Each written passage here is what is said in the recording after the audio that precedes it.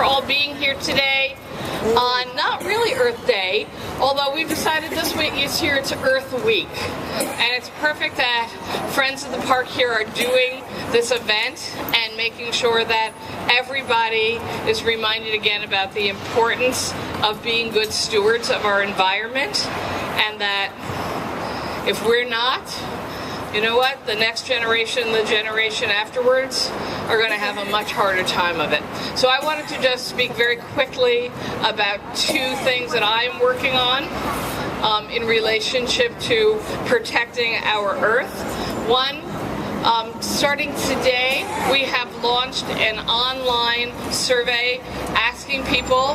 their opinion about whether or not Indian Point nuclear power plant should be closed. I believe it should be closed, and that the Nuclear Regulatory Commission needs to not continue its license and order it to be decommissioned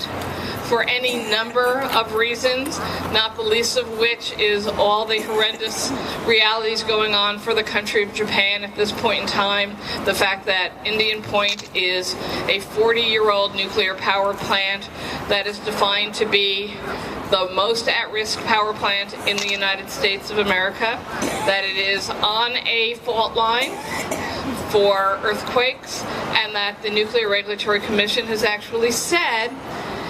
knowing what they know now, if it was 40 years ago, they would never have approved a nuclear power plant at Indian Point. So I think it's very important for all of us here in New York to speak up loudly and clearly to make sure our federal government and the Nuclear Regulatory Commission know that we can't afford the continuing risk of Indian Point just 25 miles north of New York City. Second issue I've been working very hard on is the importance of assuring that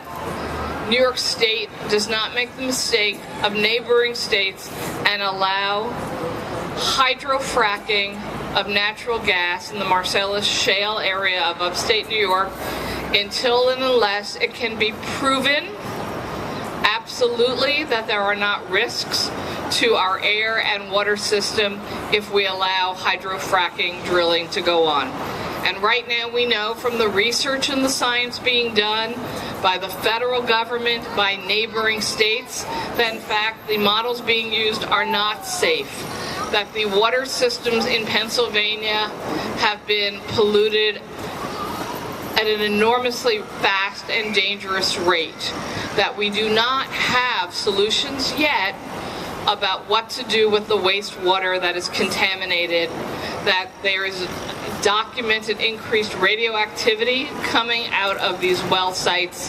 through hydrofracking. So we need to come up with better models for our environment. We need to come up with less polluting options for energy. We need to expand dramatically our investment and commitment to alternative energy sources, but we cannot rush down the road of continuing to make serious mistakes with nuclear radiation risks and with destroying our water system